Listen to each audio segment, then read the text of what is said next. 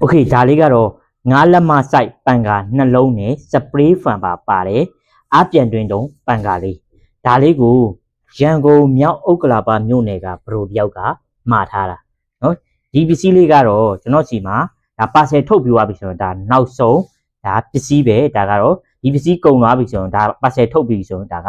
out of stock ဖြစ်သွားပါပြီဒါပေမဲ့ပစ္စည်းလေးကိုလိုချင်နေဆိုတော့ကျွန်တော်စီမှာဒါကျွန်တော်စမ်းတုံးထားတဲ့ပစ္စည်းတော့ရှိတယ်ဒါကတော့အတစ်တော့မဟုတ်တော့ဘူးကျွန်တော်စကန်ဈေးနဲ့ရောင်းပေးမယ်ဒါကအတစ်ဈေးဆိုတော့အခုကျွန်တော်လက်ရှိရောင်းစီရတာက4000နဲ့9000ကျပ်နဲ့ရောင်းပါတယ်အကယ်လို့လိုချင်နေဆိုတော့ကျွန်တော်စီမှာဒီဒါလေးရှိမယ်ဒါကတော့စကန်ဈေးဆိုကျွန်တော်2000ခွဲနဲ့ရောင်းပေးမယ်နော်တော့ရှိโอเคအဲ့တော့ဒီပါကင်ဘူးထဲမှာပစ္စည်းတွေဘာတွေပါတယ်လဲဆိုတော့ကျွန်တော်ကြည့်မယ်ပြီးရင်ဒါလေးကိုကျွန်တော်စမ်းတက်ပြโอเคဒီပါကင်ထဲမှာဘာတွေပါလဲကြည့်လိုက်ရအောင်နော်အဲ့တော့ပါကင်ဘူးဖွင့်လိုက်ပြီဆိုတော့ဒါသူ့ရဲ့ main ပစ္စည်းကတော့ပန်ကာလေးပန်ကာလေးကိုသူကဒီဘဘဲလုံးလေးနဲ့ဘဘဲအိတ်ကလေးနဲ့ထည့်ပေးထားတာနော်ပြီးရင်တော့ဒါဘူးထဲမှာတော့ဘာမှတော့မရှိတော့ဘူးဒါပဲဒါပေမဲ့ပါဝင်ပစ္စည်းတွေကကျတော့သူကဒီအပေါ်မှာထည့်ပေးထားတာနော်အဲ့တော့ကျွန်တော်ဒါလေးကိုဆက်ပြီးတော့ကြည့်အောင်နော်ဒီအိတ်ကလေးကိုဖယ်လိုက်မယ်ဆိုရင်ဒါပန်ကာလေးရပြီပန်ကာရဲ့ပုံစံလေးကကိုယ်တယ်လေးကသူကfull body ကအဖြူရောင်နော်အဖြူရောင်နဲ့နောက်ပြီးတော့ပန်ကာကနှလုံးပါမယ်နော်ပန်ကာနှလုံးပါမယ်ပန်ကာရဲ့ size ကကျွန်တော်9လက်မရှိတယ်ကျွန်တော်တိုင်းပြမယ်နော်9လက်မနော်ဒီထိရှိတယ်9လက်မနော်9လက်မ okay ပန်ကာဒီအောက်က size လဲပန်ကာက9လက်မပဲတူတူပဲနော်အဲ့တော့9လက်မ size ပန်ကာနှလုံးရှိမယ်နောက်ပြီးတော့ဒီမှာအရှိမကကြောက်တော့ spray ဒါ spray ဖြန်းဖို့ဆိုရင်အပေါ်မှာဒါရေထည့်ပေးရနော်ပြီးတော့ဒီမှာသူကဒါလက်ဆွဲပုံစံလေးခိုင်းလက်ဆွဲကြိုးလေးလေးပါတယ် portable ဖြစ်တယ်ပေါ့ဗျာနော်โอเคပြီးပြီဆိုတော့ဒီအပေါ်မှာကဒါပစ္စည်းတွေပါလေးတယ်နော်ကျွန်တော်ဒါကိုဖွင့်မယ်ဆိုတော့ဒီမှာအရာလေးပါတယ်ကွာအဲ့ဒါတွေကိုကျွန်တော်ကလန့်လိုက်ပြီဆိုရင်အထဲထဲမှာပစ္စည်းရှိတယ်အထဲမှာပစ္စည်းအဲ့တော့အထဲထဲမှာဘာရှိလဲဆိုတော့ဒီမောက်ဆုံးနေနေတာအညွှန်းစာရွက်နော်ဒီမှာဘေးမှာခဏချလိုက်ပြီးရင်ဒါသူက remote control လည်းပါတယ်ကျွန်တော်ဒီဘေးမှာပါတဲ့ခလုတ်ကိုနှိပ်ပြီးတော့လည်းတုံးလို့ရတယ်လို့ remote control နဲ့လည်းထိန်းချုပ်လို့ရတယ်ပြီးပြီဆိုတော့ဒါကတော့အာတွင်းကြိုးပေါ့နော်အာတွင်းကြိုးလေးကကြတော့သူကတိုက်စီကြိုးလေးနော်โอเคကုန်ပြီပစ္စည်းကတော့ဒါပါပဲနော်ဒါကတော့အခုနကရေကန်ထဲမှာထည့်ထားတဲ့သူ့ရဲ့ပေါင်ပစ္စည်းလေးတွေနော်ကျွန်တော်အနီးကပ်ပြန်ပြနော်ဒါကတော့သူ့ရဲ့အာတွင်းကြိုးဒါတိုက်စီကောင်းနဲ့နော်ဒါတစ်ခုပါမယ်ဒီဒါ remote control ကကြတော့ဒီလိုမျိုးလေးဒီလိုပုံစံသူကဒါကိုတုံးကျင်နေဆိုရင်သူကတခဲကပါပြီးတယ်တခဲအပြားလေးနိုင်တခဲလေးဒါလေးကိုဆွဲဖြုတ်ပြီးတော့တုံးလိုက်ဒါလေးဆွဲလိုက်ပြီဆိုရင်တခဲကဒါစပြီးအလုပ်လုပ်ပြီအဲ့တော့ကျွန်တော်တခဲအားမကုန်ကြခြင်းဘူးဆိုရင်တော့ဒါလေးကိုအထဲထဲမှာညှက်ထားလိုက်ဒါဆိုတော့တခဲကအားမကုန်ဒီမှာခလုတ်လေးတွေဒီမှာပြပြီးနောက်ပြီးကျရင် remote နဲ့တုံးတာပြပြီနော်ဒါကတော့အညွှန်းစာရွက်တော့ဒါသူ့ကိုဘယ်လိုတုံးရမယ်ဘာညာပေါ့နော်သူရဲ့အညွှန်းခလုတ်လေးတွေအကြောင်းနဲ့သူ့ရဲ့ specification ဖတ်လို့ရတယ်ဒါပဲဒါတော့သူ့ရဲ့ပေါင်ပစ္စည်းပန်ကာဒီမှာကျွန်တော်ပန်ကာဖွင့်မယ်ဆိုရင်ဒီဘေးကခလုတ်နဲ့ဖွင့်မယ်ဆိုတော့ဒီမှာပန်ကာပုံလေးပြထားတယ်နော်ဒီခလုတ်လေးနော်ဒီအပေါ်ကခလုတ်ကကြတော့ဒီအပေါ်ကပန်ကာဒီအောက်ကခလုတ်ကကြတော့ဒီအောက်ကပန်ကာအတွက်နော်ဒါပေမဲ့အခုကျွန်တော်နှိပ်လိုက်တဲ့အခါမှာတော့ပန်ကာကတော့မပွင့်ဘူးဘာလို့လဲဆိုတော့ဒါကျွန်တော်ကအစ်စ်ဆိုတော့အားမရှိတာလည်းဖြစ်မယ်အဲ့တော့အားသွင်းရမယ်အားသွင်းမယ်ဆိုတော့ဒီမှာအားသွင်းပေါက်နော်သူကတိုက်စီပေါက်ကလေးနဲ့အခုနကပေးထားတဲ့တိုက်စီချခြင်းကျိုးနဲ့အားသွင်းမယ်နော်အားသွင်းကျိုးအဲ့ဒါလေးကိုကျွန်တော်အသုံးပြုပြီးတော့အားသွင်းမယ်ဒီကောင်ရဲ့တိုက်စီပေါက်မှာ join မယ်ပြီးတော့ဒီကောင်ကဖုန်းအားသွင်းကောင်းနဲ့လည်းအားသွင်းလို့ရတယ်နော်ကျွန်တော်5 volt power ရရင်ရတယ်ဥပမာကျွန်တော်ကတော့ power bank နဲ့ပဲ join ပြလိုက်မယ်နော် power bank နဲ့ join လိုက်မယ် power အားသွင်းနေဆိုတာဘယ်လိုလဲဆိုတာပြပေးတယ်ဒီမှာအားသွင်းတဲ့ခါကျရင်ဒီလိုလေးမီနီလေးလင်းနေလိမ့်မယ်နော်မီနီလင်းနေလိမ့်မယ်အားပြည့်ရင်ဒါမီနီပျောက်သွားလိမ့်မယ်နော်အဲ့ဒါဆိုတော့အားပြည့်ပြီ2နာရီ3နာရီလောက်အားသွင်းရပြီကျွန်တော်ခဏအားသွင်းတာလည်းအားကုန်ပြီအကယ်လို့ကျွန်တော်ကဒီမှာအားသွင်းနေတယ်ဆိုရင်လည်းအားသွင်းနေတဲ့သူက power ဓာတ်ရိုက်ထိုးပြီးတော့လည်းတုံးလို့ရတယ်အခုဆိုဒီကောင်းမှာက battery အားလုံးဝမရှိဘူးဒါပေမဲ့တို့ကျွန်တော် power bank နဲ့ join ထားတယ်အားဝင်နေလိမ့်မယ်အဲ့လိုအားသွင်းနေခြင်းအတွင်းမှာကျွန်တော်တို့ဒီ power ဓာတ်ရိုက်ကြွေတုံးလို့လည်းရတယ်နော်အခုနအတိုင်းကျွန်တော်ဒီခလုတ်ကိုအသုံးပြုပြီးတော့ကျွန်တော်ပန်ကာဖွင့်လိုက်မယ်နော်ဒါကတော့အပေါ်ပန်ကာပွင့်သွားပြီပြီးကျွန်တော်အောက်ကခလုတ်ကိုနှိပ်လိုက်ဒါဆိုတော့အောက်ကပန်ကာပွင့်သွားပြီနော်ဒီလိုလေးဒါဆိုရင် तू ကအားလဲတွင်းလို့ရတယ် ပြီးတော့အားကုန်သွားပြီဆိုရင်လေသူက power ဓာတ်ရိုက်ကျွေးပြီးတုံးလို့ရတယ်ဒါပေမဲ့အဲ့ဒါကတော့ရေရှည်အတွက်တော့မကောင်းဘူးကျွန်တော်ဘက်ထရီကိုနော်ဘက်ထရီကိုကြာတုံးနေတယ်ဆိုတော့အားသွင်းနေနေမတုံးနဲ့နောက်ပိုင်းဘက်ထရီလုံးဝမကောင်းတော့ဘူးဆိုရင်တော့အခုလိုမျိုး power ဓာတ်ရိုက်ကျွေးပြီးတုံးလို့ရတယ် power bank တစ်လုံးအပိုဆောက်ထားလိုက်ဒါအဲ့ဒါဆိုရင်အဆင်ပြေတယ်အခုဆိုရင်ကျွန်တော်အားသွင်းနေနေတာပန်ကာကိုဖွင့်ထားတာနော်ဒါပထမတစ်ဆင့်ပဲရှိသေးတယ်နော်ဒါပထမတစ်ဆင့်သူကပန်ကာကအဆင့်3ဆင့်အထိရှိတယ်နော်ကျွန်တော်ထပ်ပြီးတော့ညှင့်ကျင်နေဆိုရင်ဒါအပေါ်ပန်ကာကိုထပ်မြင့်မယ်ဆိုနောက်တစ်ချက်နှိပ်လိုက်နည်းနည်းပုံမြန်သွားမယ်နောက်တစ်ချက်နှိပ်လိုက်ဒါ3ဆင့်ပဲဟုတ်လားနော်လုံးဝ speed ကွာနော်အပေါ်ကအဆင့်ကဒါ3ဆင့်ဒါအရမ်းမြန်ဒါဆိုရင်နေတော့မယ်အဲ့တော့အောက်ကအဆင့်ကိုကျွန်တော်ထပ်ဖွင့်လိုက်မယ်ဒါ2ဆင့်ဖြစ်သွားပြီအောက်ကအဆင့်ကထပ်ဖွင့်လိုက်ဒါဆို3ဆင့်ဖြစ်သွားတယ်ဒါ3လုံးဒါကျွန်တော်3ဆင့်နဲ့ဖွင့်လာတာတော်တော်လေးကိုကောင်းတယ်ဗျာနော်အဲ့တော့ကျွန်တော်ဘက်ထရီနဲ့နော်ဘက်ထရီလည်းပါတဲ့အတွက်ကျွန်တော်ပါမီးပြတ်တဲ့ခါကျရင်တုံးလို့ရတယ်မီးပြတ်သွားတဲ့ခါကျရင်တုံးလို့လည်းရတယ်မီးလိုင်းနဲ့ power ဓာတ်ရိုက်ထိုးပြီးတုံးလို့ရတယ်ဒါပေမဲ့အခုနကျွန်တော်ပြောသလိုဘက်ထရီကိုကြာရှည်ခံတုံးကျင်နေဆိုတော့အစပိုင်းမှာဘက်ထရီကိုပဲအဓိကဦးစားပေးတုံးဘက်ထရီမကောင်းတော့ဘူးဆိုမှအခုလိုမျိုး power ဓာတ်ရိုက်ကျွေးပြီးတုံးဗျာ power bank လေးတစ်လုံးဆောင်လာလိုက်အဆင်ပြေပြီးတော့နောက်ထပ်သူ့ရဲ့အားသာချက်တစ်ခုကဘာလဲဆိုတော့သူကရိုး stand fan မဟုတ်ဘူးဗျာသူ့မှာဒီ rotate လုပ်ပြီးတဲ့ motor လည်းပါတယ်နော်အဲ့ခလို့ကဘာလဲဆိုတော့ဒီမှာပုံပြပေးတာအတွက်rotate လုပ်နေတဲ့ icon လေးနဲ့အဲ့ဒါလေးကိုကျွန်တော်တစ်ချက်နှိပ်လိုက်နော်တစ်ချက်နှိပ်လိုက်ပြီဆိုရင်ဒီအောက်ကဟာလေးကတော့တူလဲ့နေလိမ့်မယ်နော်ဒီအောက်ခြေ base ကြီးအခုကျွန်တော်နှိပ်ပြမယ်နော် okay ဒါ rotate ခလို့နှိပ်လိုက်ဒါဆိုပန်ကားသူ့အောက်တူဒါဘယ်ညာနော်ဒါဘယ်ဘက်ကိုလှည့်ပြီးဒါတောက်ဆုံးရောက်ပြီဆိုခဏရက်လိုက်မယ်ပြီးရင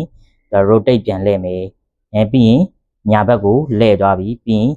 သူညာဘက်အစုံရောက်ပြီဆိုရင်ခဏရက်မယ်ပြောမယ်ဆို180တော့မဟုတ်90ဒီဂရီလောက်ပေါ့နော်90ဒီဂရီလောက်ထိလှည့်ပေးတယ်ဗျာနော်တော်တော်မိုက်တယ်ဗျာ good ဒီပန်ကတော်တော်လေးမိုက်တယ် portable လည်းဖြစ်တယ်ဗျာပြီးတော့ဒီလိုမျိုး rotate လေးလုပ်ပြီးတဲ့အတွက်ကျွန်တော်တယောက်တည်းပဲအသုံးပြုမလားဒါမှမဟုတ်တငယ်ချင်းတွေပါမိသားစုမိတ်ဆွေတွေပါနဲ့ပဲအတူတုံးလာဒီမှာ rotate လုပ်ပြီးတော့အတူတူမျှဝေခံစားလို့ရတယ်တော်တော်မိုက်တယ်ဗျာနော်လေရလည်း3စင်းလောက်ဆိုရင်တော့တော်တော်ကောင်းတယ်ဗျတော်တော်ကောင်းတဲ့အနေထားလက်ခံလို့ရတဲ့အနေထားပဲကျွန်တော်တို့တော်တော်သဘောကျတယ်နော်အခုကျွန်တော် rotate ကိုပြန်ပိတ်မယ်ဆိုရင်ခုနတိုင်း rotate ခလို့လေးတစ်ချက်ပြန်နှိပ်လိုက်ဒါဆိုတော့ तू ကနှိပ်လိုက်တဲ့နေရာမှာရက်သွားမယ်နော်ကျွန်တော်တို့ကအလဲပြန်ထားခြင်းနေဆိုရင်ဒီကောင်ပြန်နှိပ်အလဲရောက်တဲ့အခါကျမှကျွန်တော်တို့ rotate ခလို့ကိုပိတ်လိုက်ဒါဆိုတော့ဒဲဖြစ်သွားโอเคဒါဆိုတော့ကျွန်တော်ဒီရေငွေးထုတ်တဲ့အပိုင်းကိုကျွန်တော်ဆက်ပြီးပြရေငွေးထုတ်မယ်ဆိုတော့အပေါ်ကဒီမှာရေလောင်ကန်ရှိမယ်နော်ဒါဒီထဲတဲ့မှာအထဲထဲမှာရေထည့်ရမယ်ဒါပေမဲ့ရေကတော့ကျွန်တော်တို့ကြိုက်တဲ့ရေထည့်လို့ရတယ်နော်ရိုးရေထည့်လည်းရတယ်အဲ့ဒီရေထဲမှာအမွှေးစီထည့်ပြီးတော့ရေတုံးလို့လည်းရတယ်နော်အဲ့တော့အမွှေးထဲမှာလိုချင်တော့ရေထဲကိုအမွှေးစီထည့်နော်โอเคကျွန်တော်ရေခက်လာပြီနော်အဲ့တော့အခုနဒီရေလောင်ကန်တွေကိုကျွန်တော်ရေထည့်ရေကတော့ဒီခွက်တစ်ခွက်လောက်ဆိုရင်ဒါဒီရေကန်အပြည့်ဖြစ်ဖို့အတွက်လုံလောက်ကြတော့ပါဘူးမကြည့်တာရေကတော့ကုန်ပြီနည်းနည်းဖင်ကက်လေးပဲကျန်တော့ရေထည့်လို့ရတယ်ဒါအရန်ရှံသွားနော်ဒါဒီရေတစ်ခွက်အပြည့်တော့မလို့ဒီလောက်ပမာဏဆိုရတယ်ရေကတော့တော်တော်ရှံသွားပြီဒီမှာနော်ဒီအစွန်းနာလောက်ထိရောက်နေပြီရေစွန်းနာလောက်ထိရောက်โอเคအဲ့ထဲမှာကျွန်တော်အမွှေးစီတွေပါထည့်တုံးခြင်းလည်းရတယ်နော်ဒီမှာကျွန်တော်အမွှေးစီပါတစ်ခါလေးပြတယ်ဒါကျွန်တော်လက်ရှိတုံးနေတဲ့အမွှေးစီလီမွန်အနံ့လေးဒီလိုလိုရေအမွှေးစီလေးရေထဲကိုထည့်နော်ဒါကျွန်တော်ပို့မယ်ပစ္စည်းဆိုတော့အမွှေးစီမထည့်ပြတော့โอเคအဲ့တော့ကျွန်တော်အဖုံးလေးကိုပြန်ဖုံးလိုက်မယ်ဒါရေကနည်းနည်းပြည့်နေတော့နော်သတိထားโอเคအဲ့ကျွန်တော်ရေ water spray ကိုဖွင့်မယ်ဆိုရင်တော့ဒီမှာသူက logo လေးပြထားတယ်မှာရေစက်ပုံလေးတို့လားအဲ့ဒါလေးကိုကျွန်တော်တစ်ချက်ချင်းနှိပ်မယ်သူက3အပေါက်က3ပေါက်ရှိတော့သူက3ချက်နှိပ်ရပထမတစ်ချက်နှိပ်မယ်ရေကမှာအလယ်မှာထွက်လာပြီနော်ကျွန်တော်ဒီအပေါက်တွေကနည်းနည်းပိတ်နေတယ်ဆိုဒီလိုလက်ကလေးနဲ့ဒီလိုနည်းနည်းလေး sorry လက်ကလေးနဲ့ဒီလိုနည်းနည်းလေးကလော်ပေးနော်နောက်တစ်ချက်နှိပ်လိုက်ဒါဆိုရင်ဒုတိယမှာပွင့်နေပြီနော်ဒါဒုတိယဒီဘက်ကပွင့်သွားပြီနောက်တစ်ချက်နှိပ်ဒါဆိုရင်ဒါ3ပေါက်ဖြစ်သွားပြီဒါအခုမှအစ်ဖွင့်လာဆိုတော့ဒါဒီကောင်ကနော်နည်းနည်းအပေါက်ကဘယ်လိုဖြုတ်မလဲဆိုရေတိတ်မဆိုပြီးတော့တိတ်မထွက်ဘူးပြီးကြာလာပြီဆိုရင်ရေကဒီလိုဟောထွက်လာလိမ့်မယ်ရေမကြည့်အားဆိုဒီလိုဟောထွက်နေပြီနော်ဒါကျွန်တော်ပန်ကာနဲ့လည်းမှုတ်တယ်ရေလဲပါတော့ဒါရိုးလေမဟုတ်ပဲနဲ့လေကပို့ပြီးတော့အေးတာပေါ့ဗျာတော်ကောင်းတယ်အဲ့ဒီမှာကျွန်တော်ကဒီရေထဲမှာအမွှေးစီအနံ့လေးပါထည့်လိုက်ပြီဆိုရင်အမွှေးစီလေကလည်းအေးနေမှာအနံ့လေးကလည်းမွေးနေမှာတော်ကောင်းတာပါနော်ဒီမှာရေငွေထုံโอเค အဲ့ဒါကိုမှကျွန်တော်တို့ဒီကောက်မှာဆိုရင်ဒါ LED backlight လေးတွေပါတယ်ဒီဘက်အနောက်မှာကျွန်တော် shade bar တွေပါတယ်အဲ့ backlight တွေဖွင့်ခြင်းနေဆိုရင်ကျွန်တော်ပြဒီခလုတ်လေးတွေကတစ်ချက်ချင်းလဲပါလို့ဒါ long press တွေလည်းပါတယ်နော်အဲ့ဒါဆိုရင်တော့ဒီအပေါ်ကခလုတ်မှာ long press function တွေမပါဘူးတော့ဒီပန်ငါဖွင့်တဲ့ခလုတ် long press ဖွင့်လိုက်နော်ကြဖိတာကိုပြောတာနော်ကျွန်တော်အင်္ဂလိပ်လိုမပြီးဘူးဒါဆိုတော့ဒါပန်ငါလေးက LED backlight တွေပွင့်သွားနော်ဒါကတော့အပေါ်ပန်ငါဒီအောက်ပန်ငါကိုကျွန်တော်ကြဖိလိုက်မယ်โอเคဒါဆိုအောက်ပန်ကလည်း LED backlight လင်းလာပြီဒါဆိုရင်ညဘက်မှာပါသူကအလင်းအလှစင်အနေနဲ့တုံးလို့ရတယ်ဗျာတော်တော်လေးကို function စုံတဲ့ပန်ကလေးကျွန်တော်ကတော့တော်သဘောကျတယ်ဗျာနော်နေ့ဘက်မှာဆိုရင်လည်းဒီလိုမျိုးလေးပန်ကလေးဖွင့်ရေငွေးထုတ်ဆက်လေးနဲ့အမွေးစီလေးပါထည့်အောင်ညဘက်ဆိုရင်လည်းဒီ LED backlight လေးနဲ့တော်တော်လေးကိုမိုက်တယ်ဗျာကျွန်တော်ဒီပန်ကလေးကိုဒီဘေးကခလုတ်တွေမတုံးချင်ဗျာကျွန်တော်ပြင်းနေပဲထားဗျာဒီခလုတ်ကိုတွားပြီးထမနှိပ်ချင်remote control တွေနဲ့လည်းတုံးရတော့ remote control လည်းပါတယ်နော် remote control တုံးခြင်းနေဆိုရင်ခုနကဒီအောက်ကအပြားလေး plastic ပြားလေးဖြုတ်လိုက်ဒါဆိုတော့ရပါပြီအဲ့တော့ကျွန်တော်တုံးပြမယ်နော် okay အခုကျွန်တော် remote control တုံးပြမယ်နော်ဒီမှာ remote control မှာပထမဆုံးကျွန်တော်ပန်ကာခလုတ်ကိုကျွန်တော်နှိပ်ပြမှာပန်ကာ fan 1 fan 2ရှိတယ် fan 1ကကျတော့အပေါ်ပန်ကာ fan 2ကကျတော့အောက်ပန်ကာနော် fan 1ကိုနှိပ်ပြမယ်နော်ဒါ speed တင်လိုက်ကျွန်တော်ဖွင့်နေတယ်မလို့နောက်တစ်ချက်နှိပ်လိုက် speed တင်တာဒါ3ဆင့်နောက်တစ်ချက်နှိပ်လိုက်ပြီကျွန်တော်ဒါပန်ကပိတ်သွားအပေါ်ပန်ကပိတ်သွားပြီနော်အဲ့တော့ကျွန်တော်အောက်ပန်ကကိုဆက်ပြီးပိတ်မယ်ဒါက LED မီးပဲလင်းနေတာပေါ်ပန်ကโอเคအဲ့ဆိုရင်ဒီကောင်ကိုကျွန်တော်အောက်ပန်ကဖွင့်နေတာဆိုတော့နောက်တစ်ချက်နှိပ်လိုက်မယ်ဆိုရင်သူကပိတ်နေတာအခုမှကျွန်တော်ဖွင့်လိုက်တာနော်โอเคအဲ့ဆိုနောက်တစ်ချက်နှိပ်သူကပန်က fan speed နဲ့နည်းနည်းမြင့်သွားမယ်နောက်တစ်ချက်နှိပ်လိုက်ရင်ပိုမြင့်သွားမယ်နောက်တစ်ချက်အခုနတစ်ချက်မမိလိုက်ဒါဆိုရင်ပိတ်သွားပြီနော်ဒါပန်ကရက်သွားပြီပြီးရင်ဒါကတော့ fan ပန်ကအဖွင့်ပိတ်ပေါ့ဒါ mix level ဆိုတာဒါကတော့ရင်ငွေထုတ်တာကိုပြောတာနော် mix level ဆိုတာဒါဆိုရင်ဒါ mix level နေရင်ငွေကတော့ဒီမှာအပေါက်ပိတ်သွားလို့ဖြစ်မယ်နော်တစ်ချက်ဒီရင်ငွေထုတ်မယ်ဆိုတော့ကျွန်တော်တို့ကဒီပန်ကလေးတွေဒီအပေါက်ကလေးတွေစစ်ပြီဒါရင်ငွေထွက်လာတယ်နေတော့ဒါရင်ငွေထွက်လာပြီနော်ဒါအနိကပြပဲမှာရင်ငွေထွက်လာနော်ဒါ mix level ဆိုတာဒါရင်ငွေထုတ်ချက်ကိုကျွန်တော်ဖွင့်တာနောက်ပြီးတော့ဒါ swing ကကျတော့ပန်ကာကို rotate လုပ်တာနော် okay ကျွန်တော် swing ကိုနှိပ်လိုက်ဒီခလုတ်ကဘယ်လိုဖြစ်တော့လက်သေးနဲ့ဖိမှရမယ်ပြောဒီအားနဲ့ဆိုရင်ကျွန့်ဝင်သွားတယ်ဒါလက်သေးလေးနဲ့နှိပ်ပြီနော်ဒီလက်သေးလေးနဲ့နှိပ်ပြီမဟုတ်တော့မမိတယ်လို့ဖြစ်နေတကယ်မမိတာမဟုတ်ကျွန်တော်တို့အသားနဲ့ဒီအောင်ကတော့ဖောင်းလေးဖြစ်နေတော့နှိပ်လိုက်ရင်မမိတယ်လို့ဖြစ်လက်သေးလေးနဲ့ကျွမ်းနှိပ်ပြီလက်သေးနဲ့စိတ်လို့နှိပ်ပြီ okay ကျွန်တော်လက်သေးနဲ့စိတ်လို့နောက်တစ်ချက်နှိပ်လိုက်ဒါဆိုတော့ rotate ကရက်သွားပြီနော် power ပိတ်ချင်နေဆိုရင်ဒီ power ခလုတ်ကိုနှိပ်လိုက်ဒါဆိုတော့ power ပိတ်သွားပြီသူကတကယ်လို့ပေါ့လက်နေနေကျွန်တော် power ပိတ်လိုက်ရင်သူကလို rotate ကအလယ်မှာရက်ပြီးတော့ပိတ်သွားတယ် okay ဒါကတော့ကျွန်တော်ဒါကတော့ remote control နဲ့တုံးပြတယ်နော်တော်တော်မိုက်တယ်โอเคပစ္စည်းကလည်းစမ်းတက်လို့ပြီးသွားပြီကျွန်တော်ရေတွေပြန်ထုတ်ရမှာနော်ရေတွေထုတ်တာနည်းနည်းတော့တိုင်ပတ်တယ်နော်နည်းနည်းတိုင်ပတ်တယ်โอเคရေတွေကုန်အောင်ကျွန်တော် plastic နဲ့sorry tissue နဲ့တုပ်လိုက်မယ်ပြီးပြီဆိုရင်ဒီထဲကိုကျွန်တော်ခုနထုတ်ထားတဲ့ပစ္စည်းတွေထည့်မယ်အဲ့တော့ remote control ကိုကျွန်တော်တို့တခဲအားမကုန်စေချင်တော့ဒီ plastic လေးကိုကျွန်တော်ဒီကြားမှာsorry ဟိုဘက်နဲ့ဒီဘက်ပြောင်းမယ်ကြားမှာဒီလိုလေးကြေချာလေးညှက်ပေးလိုက်ဒါဆိုတော့တခဲအားမကုန်တော့ဘူးဗျာ remote control လေးပါမယ်နောက်ပြီးရင်အညွှန်းစာရွက်ပါမယ်နောက်ပြီးရင် power ကြိုးလေးပါ power ကြိုးလေးကိုကျွန်တော်ကြိုးစီရအောင်မယ်